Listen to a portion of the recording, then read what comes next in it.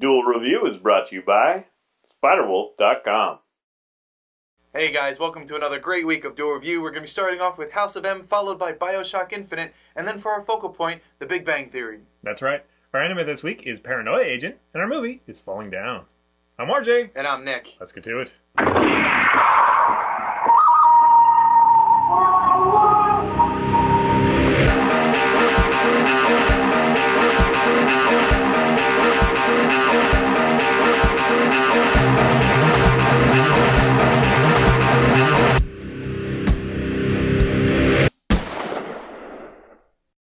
Hey guys, welcome to April Fool's Day here at Duel Review. We're going to be doing House of M, the Marvel event. That's right. Hope everybody had a great Easter. House of M is kind of one of those events that I kind of missed when it came out.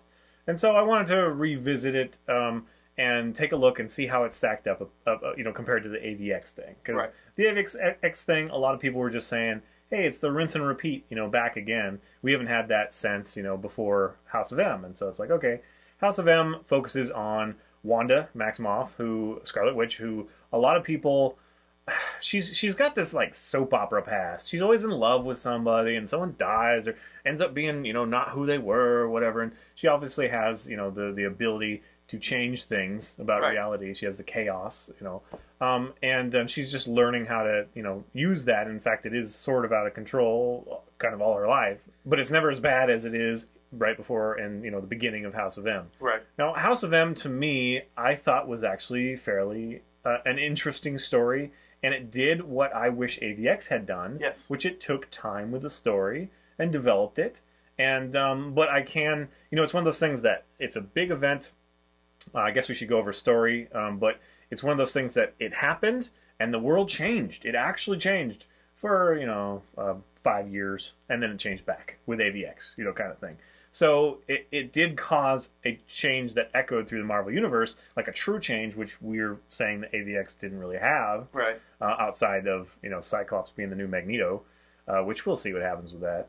But all we had to do was wait long enough, and it went back to the status quo. So that's unfortunate. But this is a lot of fun. It's only 8 issues, the main book. There's lots of spin-offs, which are also fun because the story. Wanda, she is kind of losing it a little bit. Right, she's having a mental break. And she's just come off the heels of killing, spoiler, I guess. Yeah.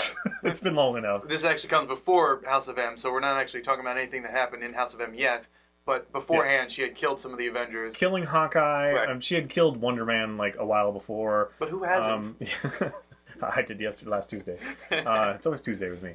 And then the Vision, those are pretty much the two that, he was going through his whole thing. Again, it was like there was this love thing between the Vision and him, and Hawkeye and him, and Wonder Man and her, or him, not him. Right. Not that kind of book. It was one of these things where it was like Vision and Wanda, and Hawkeye and Wanda, and whatever. So anyway, they ended up dead, and of course the Avengers were really upset about that. But at the beginning of House of M, it's kind of the X-Men and people that are outside of the Avengers, with Wolverine that's been in both, and the Avengers, and they're kind of arguing like, what should we do with Wanda?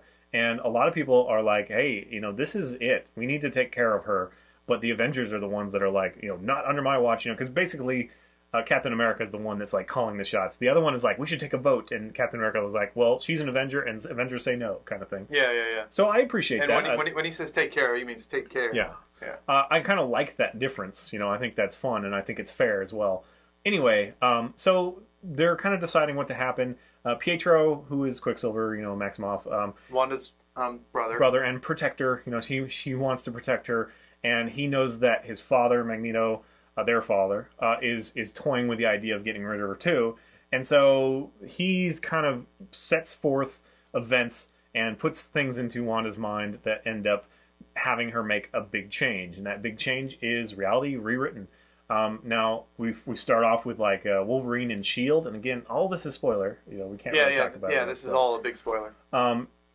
He's now part of Shield, and just kind of everybody's kind of got what they want. Like Spider-Man is now, he's not vilified so much. He's more of a centerpiece. In fact, his little spin-off is kind of fun. He's more popular and whatever, and he has this little thing. And it also is a little bit poignant to the story because Spider-Man is one of the first to remember the old life.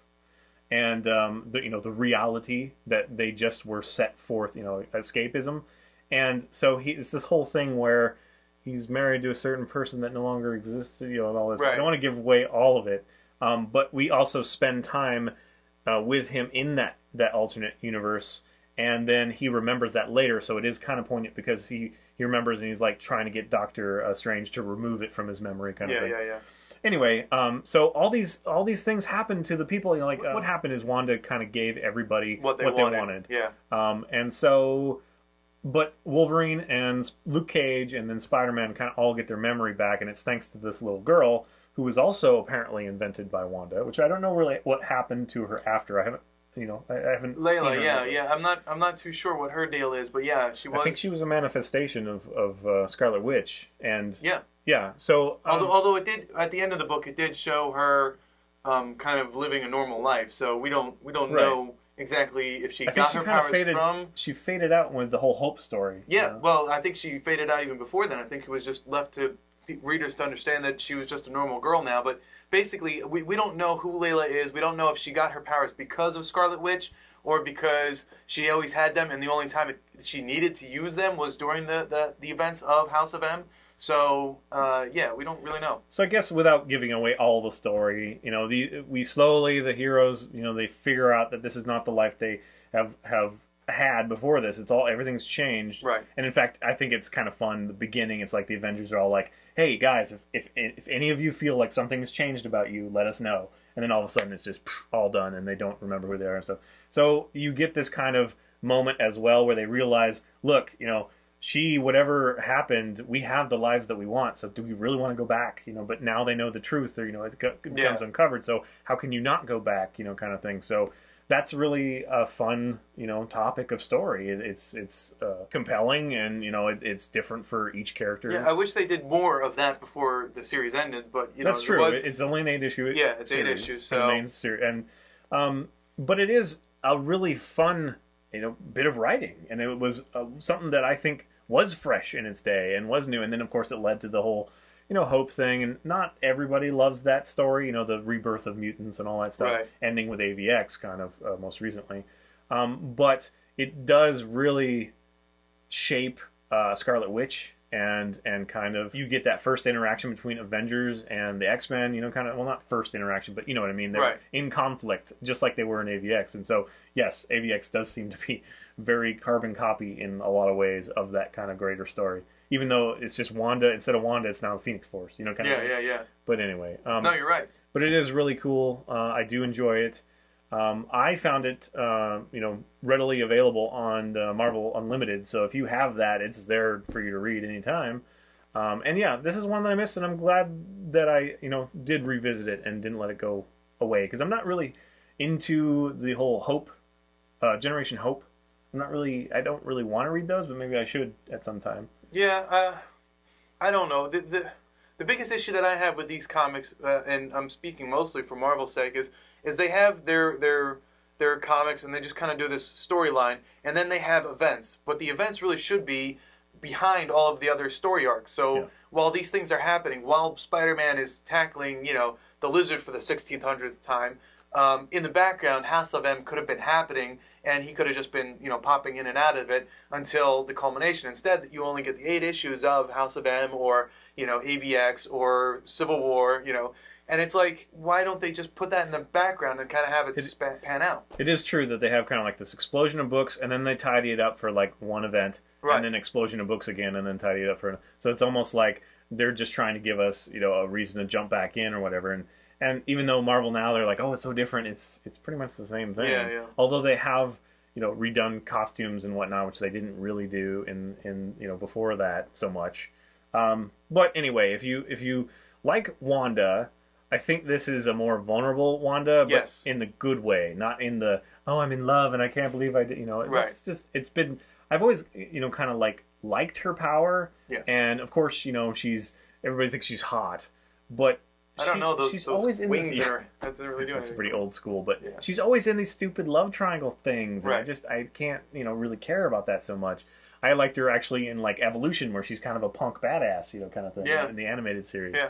But anyway, so yes, if you're like me and you did not visit House of M when it was out, 2005. Now it means, I think, maybe even more, because now you can compare it to AVX. Right. And, I agree, and that's a very true statement, because I was doing a lot of comparing it's while I was Bendis, reading. too. I mean, it's Bendis. Yeah, and it's a great story, and I think now would be the perfect time to read it. It was fine back then, but now going back to read it, you could be like, because it starts off with like the world of, Earth has changed forever in the Marvel Universe, and that is true up until we get to the AVX issue now, or the previous AVX. So to reread it, it's like, wow, that for 5 years we had a change, things were happening, and then it's like, no, yeah, right, it sucks. And it ends. The book ends very ambiguously, saying, like, well, Pym is actually he's recounting, like, well, now that we don't have all these mutants, we don't know what's going to happen to weather, because a lot of them had control of the weather, right? Electrical fields and all that junk. Like, what's going to happen? That's just like the tip of the iceberg. You're like, what's going to happen now that they've been extinct, and are they extinct? But that's another thing that was never really capitalized on. You didn't see heroes trying to face off against the storms or the natural power disasters. outages or and then all that stuff. I do honestly think it was kind of a cop out that anybody that Emma Frost was shielding or Doctor Strange was shielding retained their mutant powers. It would have been interesting to see. Yeah, they were saying that Wolverine couldn't survive with his adamantium skeleton in a normal body.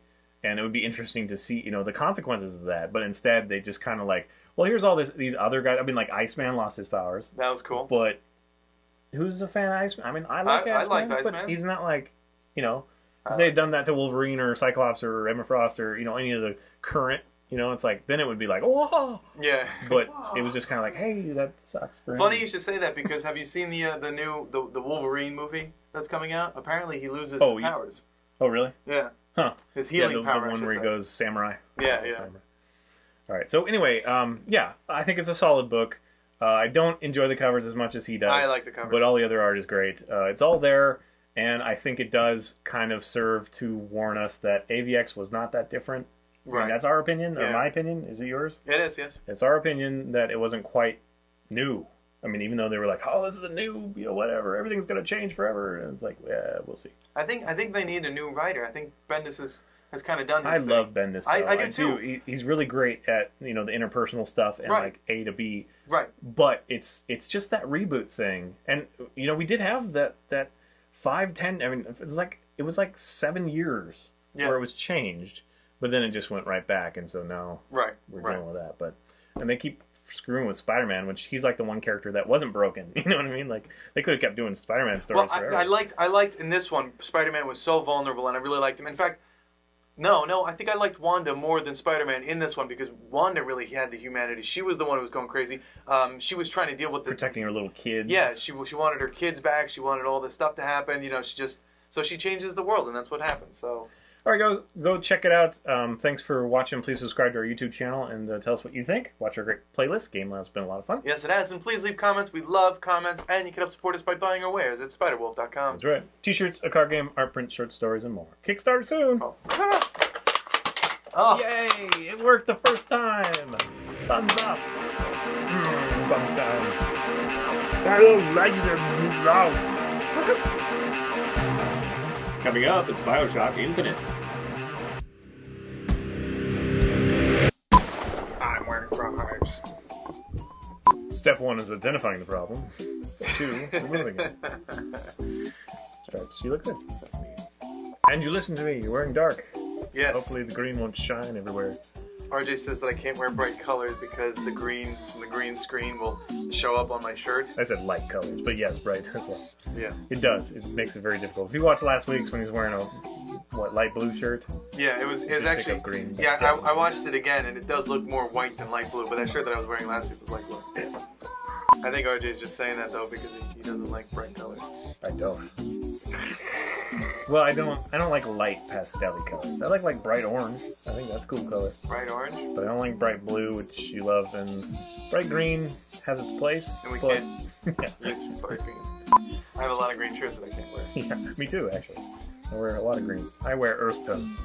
Earth tones. I used to be huge into earth tones. That's all I ever wore during my grunge era.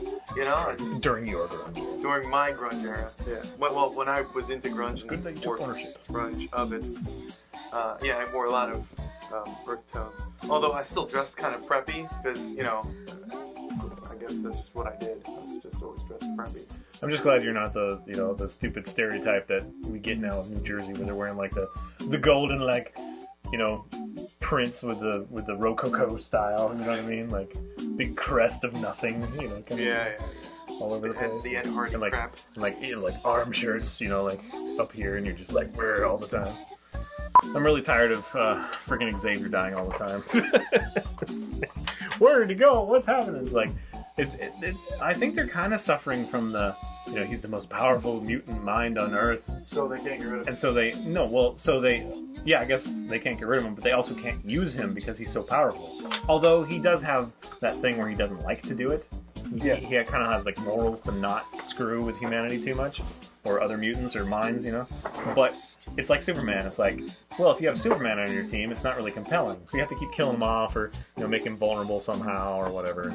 Maybe it's the same kind of problem I have. I love Xavier. I've always loved that character. I was, like the father figure you never had, and he was altruistic, and he's a great guy. But he is very, very powerful, and they keep making him more and more powerful. And he can essentially come back from the dead just about. Hey guys, welcome to another great week of Duel Review. We're going to be starting off with House of M, followed by BioShock Infinite, and then for our focal point, Big Bang Theory. So close. It's right there. Had a brain fart.